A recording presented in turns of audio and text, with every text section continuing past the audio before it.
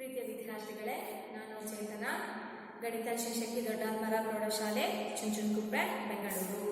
ಮಕ್ಕಳೇ, ಇಂದು ನಾವು 8ನೇ ತರಗತಿಯ ಬೀಜಗಣಿತದ ಒಂದು ಪಾಠವಾಗಿರ್ತಕ್ಕಂತಹ ಒಂದು ಚರಾಕ್ಷರಗಳ ರೇಖಾತ್ಮಕ ಸಮೀಕರಣಗಳು ಇದರ ಬಗ್ಗೆ ಅಭ್ಯಾಸವನ್ನ ಮಾಡೋಣ. ಮಕ್ಕಳೇ, ಬೀಜಗಣಿತವು ಗಣಿತದ ಒಂದು ಭಾಗ ಆಗಿದೆ. ಅಂಕಗಣಿತ, ರೇಖಾಗಣಿತ ಮತ್ತೆ ಬೀಜಗಣಿತ. ಅಂಕಗಣಿತದಲ್ಲಿ ಅಂಕಿಗಳ ಬಗ್ಗೆ, ರೇಖಾಗಣಿತದಲ್ಲಿ ಆಕೃತಿಗಳ ಬಗ್ಗೆ ಅಧ್ಯಯನವನ್ನ ಮಾಡ್ತೀವಲ್ವಾ. ಸೊ ಇಲ್ಲಿ ಬೀಜಗಣಿತದಲ್ಲಿ ನಾವು ಯಾವರ ಬಗ್ಗೆ ಅಧ್ಯಯನವನ್ನ ಮಾಡ್ತೀವಿ ಅಂತ ಒಂದು ಚಿಕ್ಕ ಉದಾಹರಣೆಯೊಂದಿಗೆ ಹೇಳ್ತೀನಿ. ಮಕ್ಕಳೇ, ರಾಮು ಮತ್ತೆ ಶಾಮು ಎಂಬ ಇಬ್ಬರು ಅಣ್ಣ ತಮ್ಮ ಇರ್ತಾರೆ.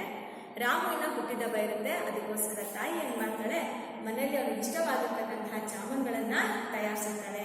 ಆ ಜಾಮೂನ್ಗಳನ್ನ ತಯಾರಿಸ್ಬಿಟ್ಟು ಎಣಿಸಿದೆ ಅಂದ್ರೆ ಆ ಜಾಮೂನ್ಗಳ ಸಂಖ್ಯೆಯನ್ನ ಎಣಿಸದೆ ಒಂದು ಪಾತ್ರೆಯಲ್ಲಿ ಹಾಕಿ ಇಟ್ಟಿರ್ತಾಳೆ. ಸೊ ರಾಮಗೆ ಮುಂಚೆನೆ ಗೊತ್ತಿರುತ್ತೆ ತಾಯಿ ಜಾಮೂನ್ ಮಾಡಿರ್ತಾಳೆ ಅಂತ. ಅವ್ನು ಹೋಗ್ಬಿಟ್ಟು ಏನ್ ಮಾಡ್ತಾನೆ, ಆ ಪಾತ್ರೆಯಿಂದ 8 ಜಾಮೂನ್ಗಳನ್ನ ತಗೊಂಡು ಹೋಗ್ತಾನೆ. ಎಷ್ಟು ಜಾಮೂನ್ ತಗೊಂಡು ಹೋಗ್ತಾನೆ? 8 ಜಾಮೂನ್ಗಳನ್ನ ತಗೊಂಡು ಹೋಗ್ತಾನೆ. ಶಾಮು ಕೂಡ ಬರ್ತಾನೆ. ಅವನು ಕೂಡ 4 ಜಾಮೂನ್ಗಳನ್ನ ತಗೊಂಡು ಹೋಗ್ತಾನೆ. ಅವನು ಕೂಡ ಏನ್ ಮಾಡ್ತಾನೆ, 4 ಜಾಮೂನ್ಗಳನ್ನ ತಗೊಂಡು ಹೋಗ್ತಾನೆ. ನಂತರ ತಾಯಿ ಬಂದು ಆ ಪಾತ್ರೆಯನ್ನ ನೋಡಿದಾಗ ಆ ತಾಯಿಗೆ ತಿಳಿಯುತ್ತೆ ಜಾಮೂನ್ಗಳ ಪ್ರಮಾಣ ಕಡಿಮೆ ಆಗಿದೆ ಅಂತ.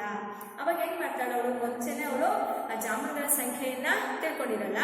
ಅವಾಗ ಏನ್ ಮಾಡ್ತಾಳೆ, ಉಳಿದಿರ್ತಕ್ಕಂತಹ ಜಾಮೂನ್ಗಳ ಸಂಖ್ಯೆಯನ್ನ ಇಳಿಸಿದಾಗ ಆ ಜಾಮೂನ್ಗಳ ಒಟ್ಟು ಸಂಖ್ಯೆ ಎಷ್ಟಿರುತ್ತಪ್ಪ ಅಂತ ನೋಡಿ. ಆ ಜಾಮೂನ್ಗಳ ಸಂಖ್ಯೆಯನ್ನ ಎಷ್ಟು ಅಂತ ತಗೊಳ್ಳೋಣ. ಆ ಜಾಮೂನ್ಗಳ ಸಂಖ್ಯೆ 15 ಅಂತ ಉಳಿದಿರ್ತಕ್ಕಂತಹ ಜಾಮೂನ್ಗಳ ಸಂಖ್ಯೆ ಎಷ್ಟು? 15. ನಂತರ ಅವರಿಬ್ಬರು ಮಕ್ಕಳ ಹತ್ರ ಕೇಳಿದಾಗ ಒಬ್ನು 8 ಜಾಮೂನು, ಇನ್ನೊಬ್ನು 4 ಜಾಮೂನು. ರಾಮು 8, ಶಾಮು 4 ಜಾಮೂನು ತಿಂದಿದ್ದೀವಿ ಅಂತ ಹೇಳಿದಾಗ ಅವಳಿಗೆ ಒಟ್ಟು ಲೆಕ್ಕದ ಅಂದ್ರೆ ಒಟ್ಟು ಜಾಮೂನುಗಳ ಲೆಕ್ಕ ಸಿಗತ್ತೆ. ಹೇಗೆ? ಉಳಿದಿರ್ತಕ್ಕಂತಹ ಜಾಮೂನು 15, ರಾಮು ಮತ್ತೆ ಶಾಮು ತಿಂದಿರ್ತಕ್ಕಂಥದ್ದು 8 ಮತ್ತೆ 4. ಒಟ್ಟು ಕೂಡಿಸಿದಾಗ ಎಷ್ಟು ಸಿಗತ್ತೆ ಅವರಿಗೆ? 30 ಅಂತ ಸಿಗುತ್ತೆ. ಸೊ ಈ ರೀತಿಯಾಗಿ 30 ಜಾಮೂನುಗಳ ಲೆಕ್ಕ ಅವರಿಗೆ ಸಿಗತ್ತೆ.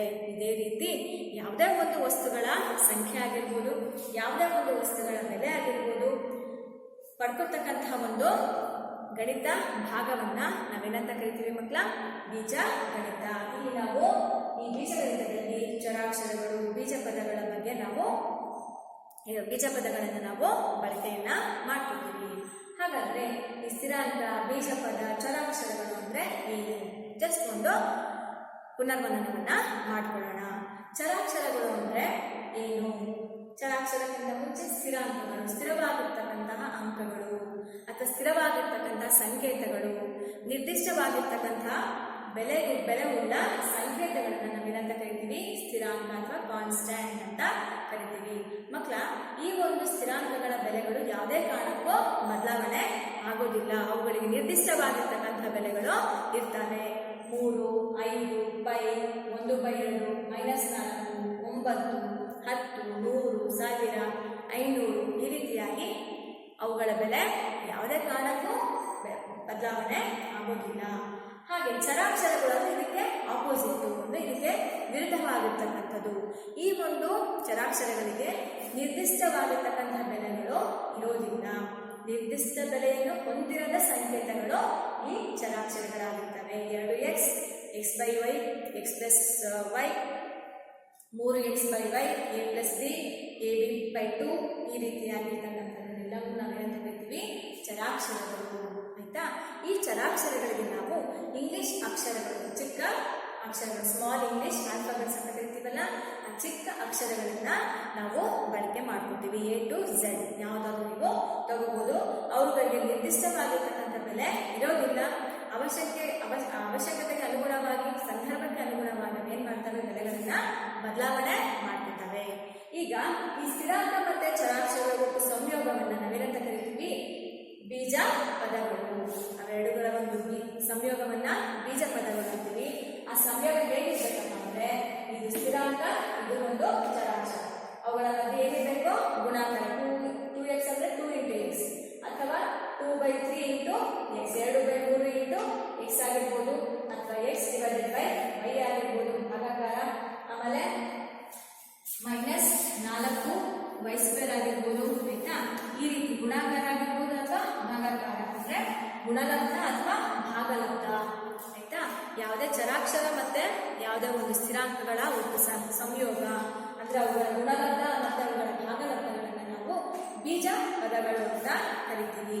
ಈ ಬೀಜ ಪದಗಳು ಒಂದಿದ್ರೆ ಏಕಪದ, ಎರಡು ಬೀಜೋಕ್ತಿಗಳ ಸಂಯೋಗ ಅಂದ್ರೆ ಪ್ಲಸ್ ಅಥವಾ ಮೈನಸ್ ಇಂದ ಸಂಯೋಗವಾಗಿರೋದನ್ನ ದ್ವಿಪದ, ಮೂರು ಬೀಜ ಪದಗಳ ಸಂಯೋಗ ಆಗಿದ್ರೆ ಯಾವ್ದಿರ್ಬೇಕು, ಚಿಹ್ನೆ ಮಧ್ಯ ಪ್ಲಸ್ ಅಥವಾ ಮೈನಸ್ ಇರಬೇಕು. ಯಾಕಂದ್ರೆ ಈ 2 x ಅನ್ನೋದು ಒಂದೇ ಪದ, ಹಾಗೆ x by y ಅನ್ನೋದು ಕೂಡ ಇದು ಒಂದೇ ಪದ. ಆಯ್ತಾ, ಇವುಗಳ ಮಧ್ಯದಲ್ಲಿ ಪ್ಲಸ್ ಅಥವಾ ಮೈನಸ್ ಏನಾದ್ರು ಬಂತು ಅಂದ್ರೆ ಇದು ಒಂದು ಬೀಜ ಪದ, ಇದು ಒಂದು ಬೀಜ ಪದ. ಸೊ ಇವನ್ನೆಲ್ಲವನ್ನು ನಾವು ಹಿಂದಿನ ತರಗತಿಯಲ್ಲಿ ಕಲಿತಿದ್ದೇವೆ. ದ್ವಿಪದ ಆಗುತ್ತೆ, ಹಾಗೆ ತ್ರಿಪದೋಕ್ತಿ ಅಂತ ಕರಿತೀವಿ. ಹಾಗೆ ಅದಕ್ಕಿಂತ ಹೆಚ್ಚಾಗಿದ್ರೆ ಅವುಗಳನ್ನ ಬಹುಪದೋಕ್ತಿಗಳು ಅಂತ ಕರಿತೀವಿ. ಹೌದಲ್ವಾ ಮಕ್ಕಳ? ಹಾಗೆಯೇ ನಾವು ಸಜಾತಿ ಮತ್ತೆ ವಿಜಾತಿ ಪದಗಳ ಬಗ್ಗೆ ಕೂಡ ತಿಳ್ಕೊಂಡಿದ್ದೀವಿ, ಲೈಟ್ ಟರ್ಮ್ಸ್ ಮತ್ತೆ ಅನ್ಲೈಟ್ ಟರ್ಮ್ಸ್. ಈಗ ನೋಡಿ ಮಕ್ಕಳ, ನನ್ನ ಕೈಯಲ್ಲಿ 7 ಗೋಲಿಗಳಿದೆ. ನನ್ನ ಕೈಯಲ್ಲಿ 7 ಗೋಲಿಗಳಿದಾವೆ. ಈ ಗೋಲಿಗಳ ಸಂಖ್ಯೆಯನ್ನ x ಅಂತ ಬರ್ತೀನಿ.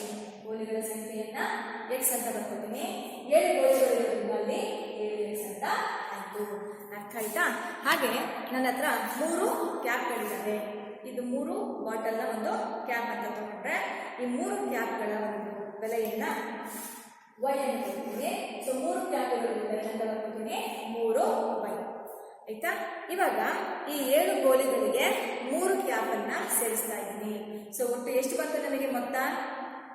7 ಗೋಲಿಗಳಿಗೆ 3 ಕ್ಯಾಪ್ ಸೇರಿಸಿದ ಮೊತ್ತ ಎಷ್ಟಾಯ್ತು ನನಗೆ? 10 ಆಯ್ತಲ್ವಾ? 10 ಆಗತ್ತಾ? ಕೂಡಕ್ ಬರುತ್ತಾ? ಕ್ಯಾಪ್ ಮತ್ತೆ ಗೋಲಿಗಳು ಆಯ್ತು. ಈಗ 10 ಅಂತ ತಗೊಂಡ್ರೆ ಮುಂದೆ ಏನ್ ಬರೀತೀವಿ? 10 ಗೋಲಿ ಅಂತ ಬರೀಬೇಕಾ, 10 ಕ್ಯಾಪ್ ಅಂತ ಬರೀಬೇಕಾ? ಏನು ಬರೆಯಕ್ಕೆ ಬರಲ್ಲ ಅಲ್ವಾ ಮಕ್ಕಳ? ಯಾಕೆಂದ್ರೆ ಗೋಲಿಗಳೇ ಬೇರೆ, ಕ್ಯಾಪ್ಗಳೇ ಬೇರೆ, ಎಕ್ಸ್ ನ ಬೆಲೆ ಬೇರೆ, ಅದೇ ಬೇರೆ. ಸೊ ಎಕ್ಸ್ ಇದ್ದು y ಇದ್ದಾಗ ನಾವು ಇವುಗಳನ್ನ ಏನು ಕೂಡಕ್ಕೆ ಬರಲ್ಲ, ಇವುಗಳ ಮೊತ್ತವನ್ನು ಕಡಿಲಿಕ್ಕೆ ಬರಲ್ಲ. ಮೊತ್ತ ಕಡಿಬೇಕು ಅಂದ್ರೆ ಇಷ್ಟೇ ಮೊತ್ತ ಆಗುತ್ತೆ, 7x + 3y is equal to ನಮಗೆ ಆನ್ಸರ್ ಏನು ಬರಲ್ಲ. ಇದೇ ನಮಗೆ ಮೊತ್ತ ಆಗುತ್ತೆ, 7x + 3y ಅಂತಾನೆ ಬರೀಬೇಕಾಗುತ್ತೆ. ಅದೇ ನಾನು ಈ 3 ಕ್ಯಾಪ್ಗಳ ಬದಲಾಗಿ ಮತ್ತೆ ನಾನು 3 ಗೋಲಿಗಳನ್ನ ತಗೋತೀನಿ ಅಂತ ಇಟ್ಕೊಳ್ಳಿ. 7 ಗೋಲಿ ಇದೆ, ಮತ್ತೆ ಅದಕ್ಕೆ ನಾನು 3 ಗೋಲಿಗಳನ್ನ ಸೇರಿಸಿದಾಗ ಇಲ್ಲಿ 7x ಇತ್ತು. ಮೊದಲನೇದು 7x ಇತ್ತು, ಮತ್ತೆ ನಾನು ಏನ್ ಮಾಡಿದ್ದೀನಿ 3 ಗೋಲಿಗಳನ್ನ ಸೇರಿಸಿದ್ರೆ 7 ಮತ್ತೆ 3 ಎಷ್ಟಾಯ್ತು? 10. x ಮತ್ತೆ x ಗೆ ಮತ್ತೆ x ಬರಲ್ಲ, ಬರೀ x ಆಗುತ್ತೆ. ಗೋಲಿ ಕೂಡೋದ್ರಿಂದ ಗೋಲಿನೇ ಬರುತ್ತೆ, ಮತ್ತೆ ಬೇರೆ ಯಾವುದು ಕೂಡ ಬರಲ್ಲ. ಸೊ ಇಲ್ಲಿ 7x ಇತ್ತು, 3x ನ ಕೂಡಿದಾಗ ನನಗೇನ್ ಸಿಕ್ತು? 10 ಗೋಲಿಗಳು. ಹಾಗೇನೆ ಅದೇ ಕ್ಯಾಪ್ ತಗೊಂಡ್ರೆ 3 ಕ್ಯಾಪ್ಗಳಿಗೆ ಮತ್ತೆ 2 ಕ್ಯಾಪ್ ಕೂಡಿಸ್ಬೋದಲ್ವಾ? ಸೊ ಟೋಟಲ್ ಎಷ್ಟಾಗುತ್ತೆ ನನಗೆ? 5 ಕ್ಯಾಪ್ಗಳು ಅಂತ ಬರುತ್ತೆ. ಇಲ್ಲಿ ಸಜಾತಿ ಪದಗಳನ್ನು ಮಾತ್ರ ನೋಡಿ, x ಮತ್ತೆ x ಇದ್ದಾನೆ ಕೂಡ್ಬೋದು, y ಮತ್ತೆ y ಇದ್ದಾಗ ಕೂಡ್ಬೋದು. ಇಲ್ಲಿ x ಮತ್ತೆ y ಇದ್ದಾಗ ಇವುಗಳನ್ನು ಕೂಡೋದಕ್ಕೆ ಬರಲ್ಲ. ತಿಳ್ಕೊಂಡಿದೀವಲ್ಲ? ಕೂಡೋದಕ್ಕಾಗ್ಲೂ ಬರಲ್ಲ, ಕಳೆಯೋದಕ್ಕೂ ಕೂಡ ಬರೋದಿಲ್ಲ. ಸಜಾತಿ ಪದಗಳನ್ನ ಮಾತ್ರ ನಾವು ಸಂಕಲನ ಮತ್ತೆ ವ್ಯವಕಲನವನ್ನ ಮಾಡಬಹುದು ಮಕ್ಕಳ. ಅರ್ಥ ಆಯ್ತಾ? ಅರ್ಥ ಆಯ್ತಾ ಮಕ್ಕಳ? ಸೊ ಇವಾಗ ಇದು ಪಾಠದ ಮೊದಲನೇದಾಗಿ ಸಮೀಕರಣ. ಬೀಜ ಪದ ಅಂದ್ರೆ ಗೊತ್ತಾಯ್ತು, ಬೀಜೋಕ್ತಿ ಅಂದ್ರೆ ಗೊತ್ತಾಯ್ತು. ಈಗ ಸಮೀಕರಣ ಅಂದ್ರೆ ಏನು ಅಂತ ತಿಳ್ಕೊಳ್ಳೋಣ. ಸಮೀಕರಣ, ಸಮತ್ವ, ಈಕ್ವೇಶನ್ ಅಂತ ಕರಿತೀವಿ. ಈಕ್ವೇಶನ್ ಅಥವಾ ಸಮೀಕರಣ ಅಂದ್ರೆ ಯಾವುದೇ 2 ಬೀಜೋಕ್ತಿಗಳನ್ನ ಬೀಜೋಕ್ತಿಗಳ ಸಮತ್ವವನ್ನು ತಿಳಿಸ್ತಕ್ಕಂತಹ ಒಂದು ವಾಕ್ಯ. ಸಮತ್ವ ಅಂದ್ರೆ ಬ್ಯಾಲೆನ್ಸ್ ಮಾಡ್ತಕ್ಕಂಥದ್ದು. ಸಮ ಅಂತ ತಕ್ಷಣ ನಾವು ಯಾವ ಚಿಹ್ನೆ ಯೂಸ್ ಮಾಡ್ತೀವಿ ಮಕ್ಕಳ? ಇಸ್ ಈಕ್ವಲ್ ಟು ಚಿಹ್ನೆಯನ್ನ ಬಳಕೆಯನ್ನ ಮಾಡ್ಕೊಂಡಿರ್ಬೋದಾ? ಈ ಸಮತ್ವ. ಸೊ ಯಾವ್ದಾದ್ರು 2 ಬೀಜೋಕ್ತಿ ತಗೋಣ. 2x ಅಂತ ತಗೋತೀನಲ್ವಾ? ಇದು ಒಂದು ಬೀಜೋಕ್ತಿ ಅಂತ ತಗೊಂಡ್ರೆ 2x = 0. 2x = 0 ಅಥವಾ 2x + 3 = 0 ಅಂತ ಬರೀಬಹುದು. ಅರ್ಥ ಆಯ್ತಾ? ಯಾವುದೇ 2 ಅಥವಾ 2ಕ್ಕಿಂತ ಹೆಚ್ಚಾಗಿರ್ತಕ್ಕಂತಹ ಬೀಜೋಕ್ತಿಗಳ ಒಂದು ಸಮತ್ವವನ್ನ ತಿಳಿಸ್ತಕ್ಕಂತಹ ಗಣಿತ ವಾಕ್ಯಕ್ಕೆ ನಾವು ಸಮೀಕರಣ ಅಂತ ಕರಿತೀವಿ. ಯಾವುದಾದ್ರೂ ಬೀಜೋಕ್ತಿ ತಗೋಬಹುದು. ಫಾರ್ ಎಕ್ಸಾಂಪಲ್ y² + y = 9 ಅಂತ ಬರ್ತೀವಿ ಅಂತ ಇಟ್ಕೊಳ್ಳಿ. y² + y = 9. ಸೊ ಇಲ್ಲಿ ಇದು ಒಂದು ಬೀಜಪದ, ಇದು ಒಂದು ಬೀಜಪದ, ಇದು ಒಂದು ಸಂಖ್ಯೆ. ಸೊ ಇಲ್ಲಿ ನಾವು ಸಮತ್ವವನ್ನು ತಿಳಿಸ್ತಕ್ಕಂಥದ್ದನ್ನ ನಾವು ಏನ್ ಮಾಡಿದೀವಿ, ಈಸಿ ಕೊಟ್ಟು ಹಾಕ್ಬಿಟ್ಟು ಇಲ್ಲಿ ಮುಂದಕ್ಕೆ ಅದನ್ನ ಸಮವನ್ನ ಗೊಳಿಸಿದೀವಿ. ಅರ್ಥ ಆಯ್ತಾ? ಈ ಎರಡು ಬೀಜೋಕ್ತಿಗಳನ್ನ ಯಾವ್ದಾದ್ರು ಒಂದು ಸಂಖ್ಯೆಗೆ ಸಮತ್ವವನ್ನ ತೋರಿಸಿದಾಗ ಅದನ್ನ ನಾವೇನಂತ ಕರಿತೀವಿ, ಸಮೀಕರಣ ಅಂತ ಕರಿತೀವಿ. ಯಾವುದೇ ಎರಡು ಬೀಜೋಕ್ತಿಗಳ ಸಮತ್ವವನ್ನ ತೋರಿಸ್ತಕ್ಕಂತಹ ಗಣಿತ ವಾಕ್ಯಕ್ಕೆ ನಾವೇನಂತ ಕರಿತೀವಿ, ಸಮೀಕರಣ ಅಂತ ಕರಿತೀವಿ. ಅರ್ಥ ಆಯ್ತಾ ಮಕ್ಕಳ? ಇಲ್ಲಿ ಈ ಈಸಿಕೊಂಡು ಇಂದ ಎಡಭಾಗದಲ್ಲಿರ್ತಕ್ಕಂಥದ್ದು ಮತ್ತೆ ಬಲಭಾಗದಲ್ಲಿ ಇರ್ತಕ್ಕಂಥ ಸಂಖ್ಯೆಗಳಿಗೆ ಇದನ್ನ ಎಡಭಾಗ ಅಂತ ಕರಿತೀವಿ, ಎಡಭಾಗದ ಸಂಖ್ಯೆ, ಮತ್ತೆ ಇದನ್ನ ಬಲಭಾಗದ ಸಂಖ್ಯೆ. ಈಸಿಕೊಂಡು ಎಡಭಾಗದಲ್ಲಿ ಇರ್ತಕ್ಕಂಥದ್ದು ಲೆಫ್ಟ್ ಹ್ಯಾಂಡ್ ಸೈಡ್ ಅಂದ್ರೆ ಎಡಭಾಗ, ಈಸಿಕೊಂಡು ಬಲಗಡೆ ಇರ್ತಕ್ಕಂಥದನ್ನ ಬಲಭಾಗ ಅಂತ ಕರಿತೀವಿ. ಈ ಒಂದು ಚರಾಕ್ಷರಗಳಿಗೆ ನಾವು ಸೂಕ್ತವಾಗಿರ್ತಕ್ಕಂಥ ಒಂದು ಸಂಖ್ಯೆಗಳನ್ನು ಹಾಕಿದಾಗ ಇವುಗಳ ಬೆಲೆಗಳೇನಾಗುತ್ತೆ ಅಂದ್ರೆ ಇವುಗಳ ಒಂದು ಸಮೀಕರಣದ ಬೆಲೆ ಏನಾಗುತ್ತೆ, ಸಿಗತ್ತೆ. ಸೊ ಇದನ್ನ ನಾವೇನಂತ ಕರಿತೀವಿ, ಸಮತ್ವವನ್ನ ತೋರಿಸ್ತಕ್ಕಂಥದ್ದು, ಸಮತ್ವವನ್ನ ಉಂಟು ಮಾಡ್ತಕ್ಕಂತಹ ಒಂದು ಗಣಿತ ವಾಕ್ಯ, ಇದನ್ನ ಸಮೀಕರಣ ಅಂತ ಕರಿತೀವಿ ಮಕ್ಕಳ. ಅರ್ಥ ಆಯ್ತಾ ಮಕ್ಕಳ? ಸೊ ಇವಾಗ ಈ ಒಂದು ಸಮೀಕರಣದಲ್ಲಿ ನೋಡಿ, ಇಲ್ಲಿ x plus y is equal to 0. ಇದು ಒಂದು ಸಮೀಕರಣ ಆಯಿತು. ನೀವು ಇದನ್ನ ಎಡಭಾಗ ಅಂತ ಕರಿತೀವಿ, ಇದನ್ನ ಬಲಭಾಗ ಅಂತೀವಿ, ಇದನ್ನ ಸಮತ್ವದ ಸಂಕೇತ ಅಂತ ಕರಿತೀವಿ. x square minus 3 is equal to 9, ಹಾಗೆ y square minus y is equal to 6, 2x plus 3y is equal to 8, ಹಾಗೆ 4 a square minus 3b plus c is equal to 0. ಈ ರೀತಿಯಾಗಿ ನಾವು ಈ ಸಮೀಕರಣಗಳನ್ನ ಬರೆಯಬಹುದು. ಮಕ್ಕಳೇ, ಈ ಉದಾಹರಣೆಗಳನ್ನ ಗಮನಿಸ್ತಾ ಹೋಗಿ. ಇಲ್ಲಿ ನೋಡಿ, ಈ ಎಡಭಾಗದಲ್ಲಿರ್ತಕ್ಕಂಥದ್ದು x ಪ್ಲಸ್ y, ಬಲಭಾಗದಲ್ಲಿರ್ತಕ್ಕಂಥದ್ದು 0. ಇಲ್ಲಿ ನೋಡಿ 4a square minus 3b plus c is equal to 0. ಎಡಭಾಗದಲ್ಲಿರ್ತಕ್ಕಂಥ ಚರಾಕ್ಷರಗಳು ಬಲಭಾಗಕ್ಕೆ ಯಾವ್ದು ಸಮ ಆಗಿದೆ ಅಲ್ಲಿ 0ಗೆ ಸಮ ಆಗಿದೆ. ಸೊ ಈಗ ಯಾವುದೇ ಒಂದು ಸಮೀಕರಣಗಳಲ್ಲಿ ಬೀಜೋಕ್ತಿಗಳು, ಯಾವುದೇ ಒಂದು ಸಮೀಕರಣದಲ್ಲಿ ಬೀಜೋಕ್ತಿಗಳು 0ಗೆ ಸಮವಾಗಿದ್ದರೆ, ಯಾವುದೇ ಒಂದು ಸಮೀಕರಣದಲ್ಲಿ ಆ ಬೀಜೋಕ್ತಿಗಳು 0ಗೆ ಸಮವಾಗಿದ್ದರೆ ಅವುಗಳನ್ನ ಆದರ್ಶ ಸಮೀಕರಣಗಳು ಅಂತ ಕರಿತೀವಿ. ಇವೆರಡೂ ಕೂಡ ಆದರ್ಶ ಸಮೀಕರಣಗಳು ಅಂತ ಕರಿತೀವಿ. ಸೊ ಹಾಗಾದ್ರೆ ಈ ಆದರ್ಶ ಸಮೀಕರಣದ ಆದರ್ಶ ರೂಪ, ಆದರ್ಶ ಸಮೀಕರಣದ ಆದರ್ಶ ರೂಪ ಏನಪ್ಪ ಅಂತಂದ್ರೆ ax plus b, ax plus bx plus c is equal to 0 ಅಂತ ಬರೀತೀವಿ. a square plus bx plus c. ಇದನ್ನ ಮುಂದಕ್ಕೆ ಇನ್ನೊಂದು ಹೇಳ್ತೀನಿ. ಇಲ್ಲಿ a ಮತ್ತೆ b ಮತ್ತೆ c ಅನ್ನವು ಪೂರ್ಣಾಂಕಗಳು. ax plus bx plus c is equal to 0 ನಲ್ಲಿ a b c ಗಳು ಈ ತರ ಬರೆದಿದ್ದೀವಲ್ಲ, 4 ಮೈನಸ್ 3 ಏನಿಲ್ಲ ಅಂದ್ರೆ ಒಂದಿರುತ್ತೆ. ಅವುಗಳನ್ನ ಪೂರ್ಣಾಂಕಗಳು ಅಥವಾ ಪೂರ್ಣ ಸಂಖ್ಯೆಗಳು ಅಥವಾ ಪೂರ್ಣಾಂಕಗಳು ಅಂತ ಕರಿತೀವಿ. ಆಮೇಲೆ x ಅನ್ನೋದು ಇಲ್ಲಿ ಚರಾಕ್ಷರ ಆಗಿರುತ್ತೆ. ಸೊ ಮಕ್ಕಳೇ, ಈಗ ಸಮೀಕರಣ ಅಂದ್ರೆ ಏನು ಅಂತ ತಿಳ್ಕೊಂಡ್ಬೇಕಲ್ವಾ? ನಮಗೆ ಬೇಕಾಗಿರ್ತಕ್ಕಂಥದ್ದು ಎಂಥ ಸಮೀಕರಣ ಹೇಳಿ? ರೇಖಾತ್ಮಕ ಸಮೀಕರಣ. ಸಮೀಕರಣದಲ್ಲಿ ನಾವು ಕೆಲವೊಂದು ಉದಾಹರಣೆಗಳನ್ನ ಏನ್ ಮಾಡ್ಬೇಕು, ತಗೋಬೇಕು. ಸಮೀಕರಣ ಅಂದ್ರೆ ಅರ್ಥ ಆಯ್ತು, ಯಾವುದೇ ಎರಡು ಬೀಜೋಕ್ತಿಗಳ ಸಮತ್ವವನ್ನು ತಿಳಿಸ್ತಕ್ಕಂಥದ್ದನ್ನ ಸಮೀಕರಣ ಅಂತ ಕರಿತೀವಿ. ರೇಖಾತ್ಮಕ ಸಮೀಕರಣ ಅಂತ ಇಲ್ಲಿ ನೋಡಿ, ಚರಾಕ್ಷರಗಳಿದಾವಲ್ವಾ, ಈ ಚರಾಕ್ಷರದ ಘಾತಾಂಕ ಎಷ್ಟಿರುತ್ತೆ? 1 ಇದೆ. ಏನಿಲ್ಲ ಅಂದ್ರೆ 1. ಈ ಚರಾಕ್ಷರದ ಘಾತಾಂಕ ಕೂಡ ಏನಿದೆ?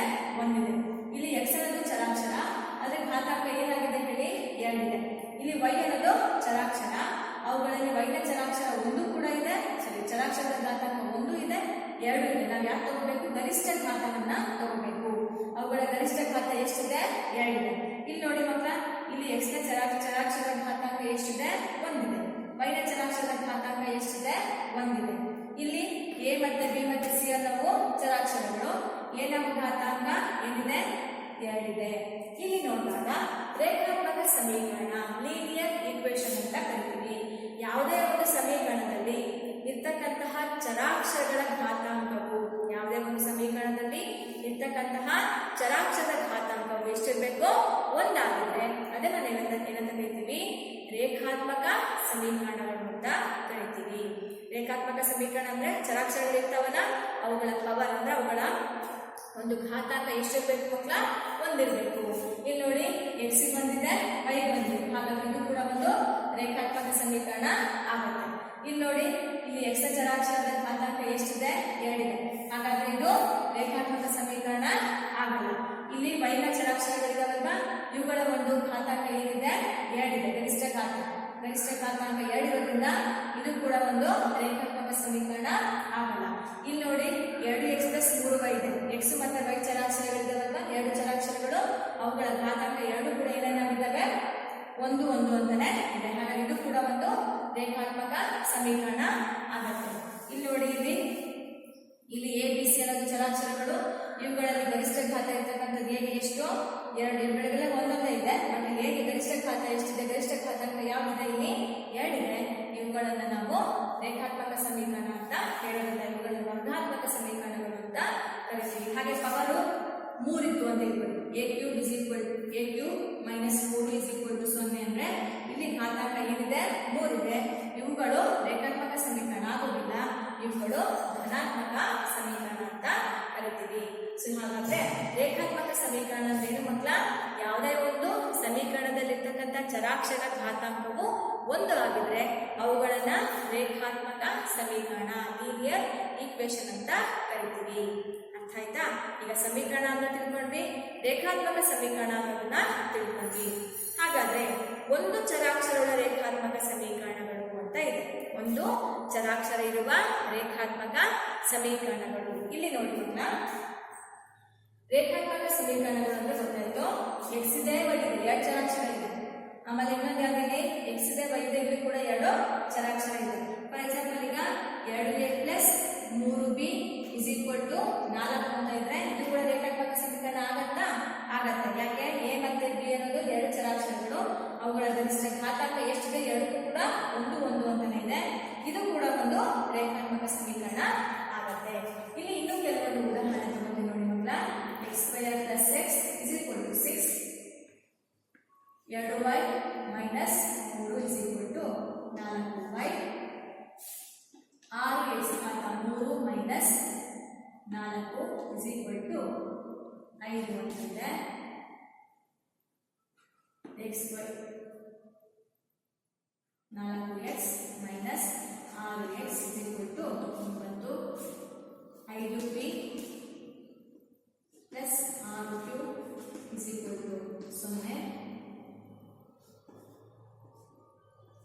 + 6q = 0, p - 3 = 5p. ಇಲ್ಲಿ ನೋಡಿ ಮಕ್ಕಳ, ಇಷ್ಟು ಉದಾಹರಣೆಗಳನ್ನ ನೋಡ್ತಾ ಇದ್ದೀವಿ. ಫಸ್ಟ್ ಸಮೀಕರಣ ಅಂದ್ರೆ ಗೊತ್ತಾಯ್ತು. ರೇಖಾತ್ಮಕ ಸಮೀಕರಣ ಅಂದ್ರೆ ಚರಾಕ್ಷರಗಳು ಎಷ್ಟಾದ್ರೂ ಇರಲಿ, ಒಟ್ಟು ಅವುಗಳ ಘಾತಾಂಕ ಏನಾಗಿರ್ಬೇಕು? 1 ಇರಬೇಕು.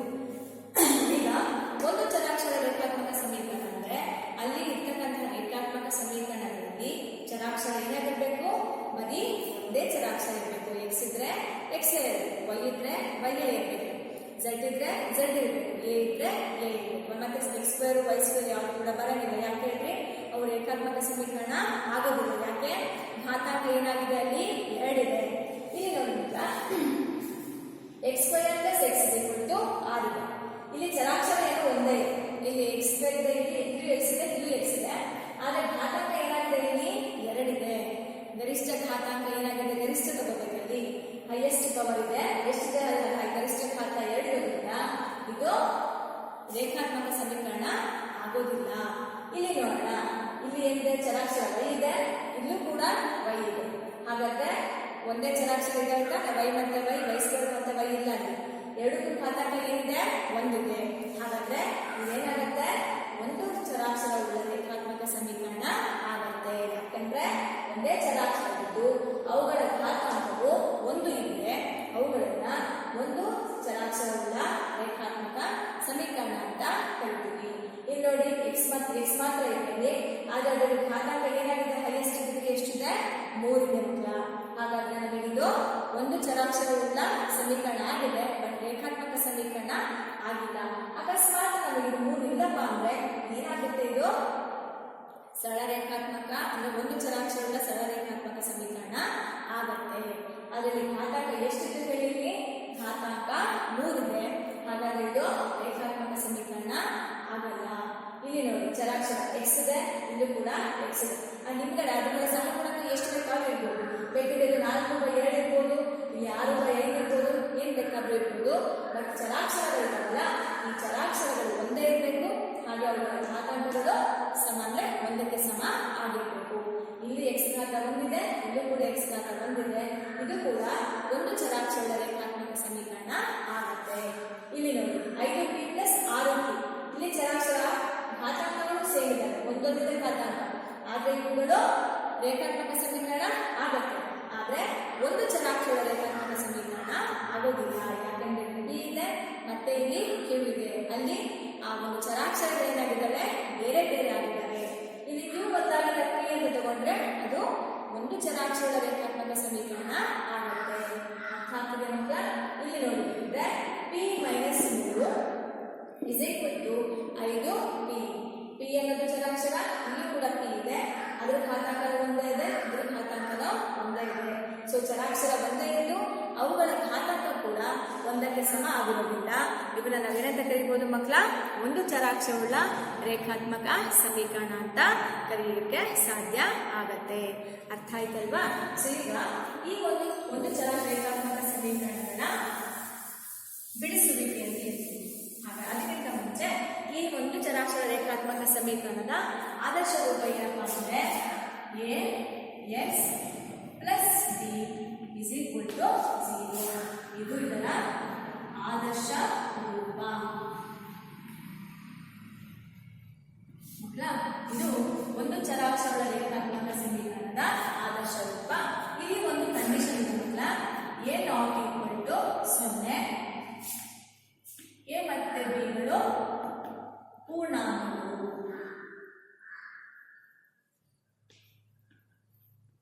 a ಮತ್ತೆ b ಗಳು ಪೂರ್ಣಾಂಕಗಳು ಅಂತ ತಗೋತೀವಿ. ಅರ್ಥ ಆಯ್ತಾ? ಇಲ್ಲಿ ಒಂದು ಚರಾಕ್ಷರ ರೇಖಾತ್ಮಕ ಸಮೀಕರಣ ಆದರ್ಶ ರೂಪ ax + b ಆಗಿದೆ. x ಅನ್ನೋದು ಒಂದು ಚರಾಕ್ಷರ ಆಗಿದೆ. ಇಲ್ಲಿ x ಅನ್ನೋದು ಒಂದು ಚರಾಕ್ಷರ. a ≠ 0 ಅಂತ ಯಾಕೆ ಬರುತ್ತೆ ಅಂತ ಇಲ್ಲಿ ಕೇಳಿಸ್ಕೊಳ್ಳಿ. ಈಗ 2x + 3 = 0 ಅಂತ ಇದೆ. a ಜಾಗದಲ್ಲಿ ಏನಿದೆ? 2. b ಜಾಗದಲ್ಲಿ ಏನಿದೆ? 3 ಇದೆ. ಆಯ್ತಾ? ಇವಾಗ ಈ ಒಂದು ಚರಾಕ್ಷರ a ನ ಬೆಲೆ ಇಲ್ಲಿ 0 ಆಗಿದೆ. 2 ಬದಲಾಗ ಅಕಸ್ಮಾತ್ ನಾವೇನಾದ್ರು 0 ತಗೊಂಡ್ವಿ ಅಂತ ಇಟ್ಕೊಳ್ಳಿ. a ಬೆಲೆ 0 ಆದ್ರೆ 0 × x ಏನಾಗುತ್ತೆ? 0 + 3 = 0 ಆಗುತ್ತೆ. ಹಾಗಾದ್ರೆ 0ಗೆ 3 ಕೂಡಿಸಿದ್ರೆ 3 ಬರುತ್ತೆ. 3 = 0. ಇದು ನಮ್ಮ ಒಂದು ಗಣಿತ ವಾಕ್ಯಕ್ಕೆ ಸಮಂಜಸ ಆಗೋದಿಲ್ಲ. ಯಾವತ್ತೂ ಕೂಡ 3 0ಗೆ ಸಮ ಆಗೋದಿಲ್ಲ. 0ನೇ ಬೇರೆ, 3 ಬೇರೆ. ಹಾಗಾಗಿ ಇದು ಒಂದು ಸಮತ್ವವನ್ನ ಸೂಚಿಸುವುದಿಲ್ಲ. ಅದಕ್ಕೋಸ್ಕರ ಕಂಡೀಷನ್ ಏನ್ ಕೊಟ್ಟಿರ್ತಾರೆ? a ≠ 0 ಆಗಿರ್ಬೇಕು. ಈ 0ನ ಬಿಟ್ಟು ಬೇರೆ ಯಾವ್ದಾದ್ರು ನಂಬರ್, ಮೈನಸ್ ಇರ್ಬೋದು, ಪ್ಲಸ್ ಇರ್ಬೋದು, ಭಿನ್ನರಾಶಿಗಳಾದ್ರೂ ಇರ್ಬೋದು, ಅವೆಲ್ಲವನ್ನು ಕೂಡ ನಾವೇನಂತ ತಗೋತೀವಿ? ರೇಖಾತ್ಮಕ ಒಂದು ಚರಾಕ್ಷರ ರೇಖಾತ್ಮಕ ಸಮೀಕರಣಗಳು ಅಂತ ಬರ್ಕೋತೀವಿ. ಅರ್ಥ ಆಯ್ತಾ ಮಕ್ಕಳ? ಸೊ ಈಗ ಇಲ್ಲಿ a ಮತ್ತೆ b ಗಳು ಯಾವ್ದಾದ್ರು ಪೂರ್ಣಾಂಕಗಳು ಆಗಿರಬಹುದು. ಸೊ ಈಗ ಈ ಒಂದು ಸಮೀಕರಣವನ್ನ ಬಿಡಿಸುವಿಕೆ ಅಲ್ಲಿ ಬರೋಣ. ಸಮೀಕರಣವನ್ನ ಬಿಡಿಸುವಿಕೆ ಅಂದ್ರೆ ಏನು? ಸಮೀಕರಣ ಗೊತ್ತಾಗ ಸಮತ್ವವನ್ನ ಸೂಚಿಸ್ತಕ್ಕಂಥದ್ದು. ಇಲ್ಲಿ ಇರ್ತಕ್ಕಂಥ ಚರಾಕ್ಷರಗಳಿಗೆ ಸಮತ್ವವನ್ನ ಸೂಚಿಸಬೇಕು ಅಂದ್ರೆ ಗೊತ್ತಾಯ್ತಲ್ವಾ? ರೇಖಾ ಇಬ್ಬರಿಗೆ ಈ p ಗೆ ಯಾವ ಬೆಲೆಯನ್ನ ಹಾಕಿದ್ರೆ, p ಅನ್ನೋದು ಚರಾಕ್ಷರ.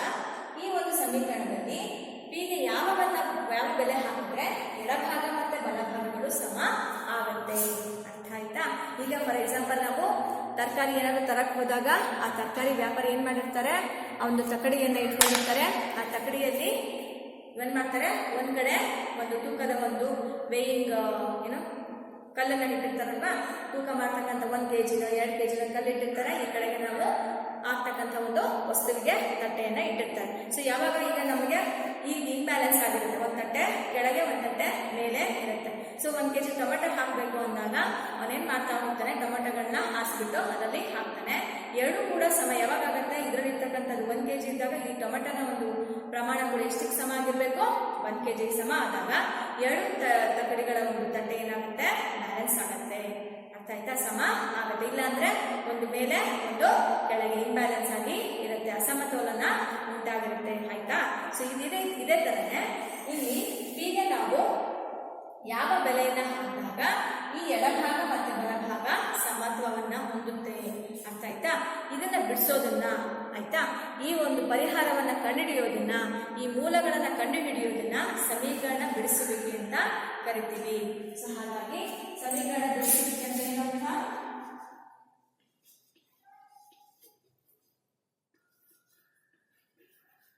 ಸಮೀಕರಣ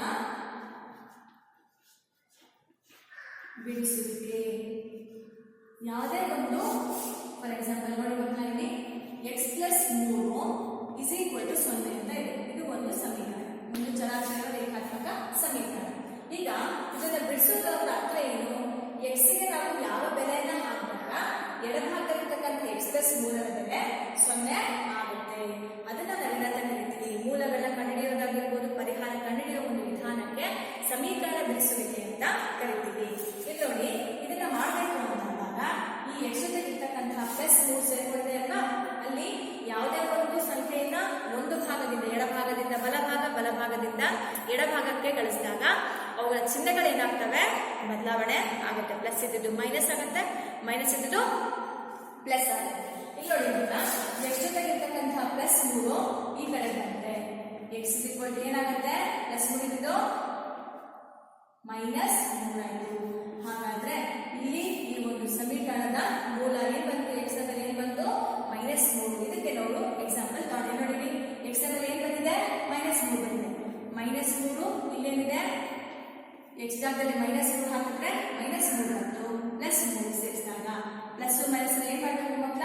ಕಳಿಬೇಕು. ಸೊ ಮೈನಸ್ 3 ಪ್ಲಸ್ 3 ಕಳೆದಾಗ ಏನ್ ಬರುತ್ತೆ? 0 ಇಸ್ ಈಕ್ವಲ್ ಟು 0. ಸೊ ಎಡಭಾಗ ಇಸ್ ಈಕ್ವಲ್ ಟು ಬಲಭಾಗ, ಲೆಫ್ಟ್ ಹ್ಯಾಂಡ್ ಸೈಡ್ ಅಂತ ಕರಿತೀವಿ. LHS is equal to RHS ಅಂತ ಕರಿತೀವಿ. ಸೊ ಇದನ್ನ ನಾವೇನಂತ ಕರಿತೀವಿ? ಸಮೀಕರಣ ಬಿಡಿಸುವಿಕೆ ಅಂತ ಕರಿತೀವಿ.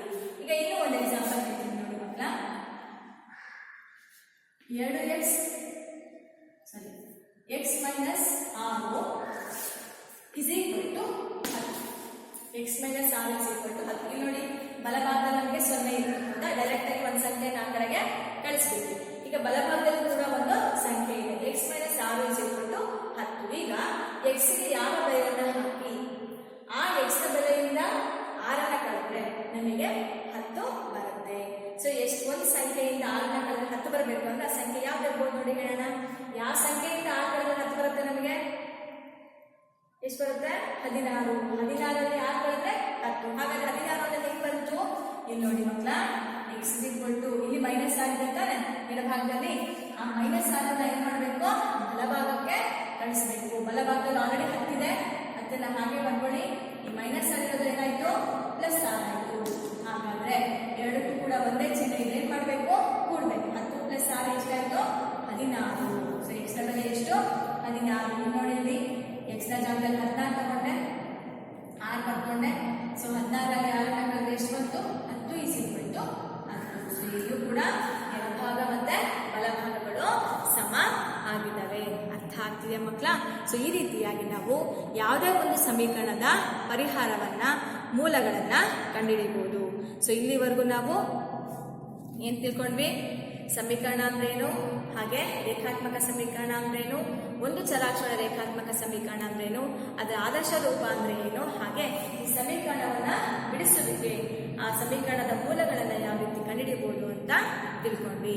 ಸೊ ಮಕ್ಕಳ, ಪಾಠ ಅರ್ಥ ಆಯ್ತು ಅಂತ ಅನ್ಕೊಂಡಿದ್ದೀನಿ ಮಕ್ಕಳ. ಧನ್ಯವಾದಗಳು.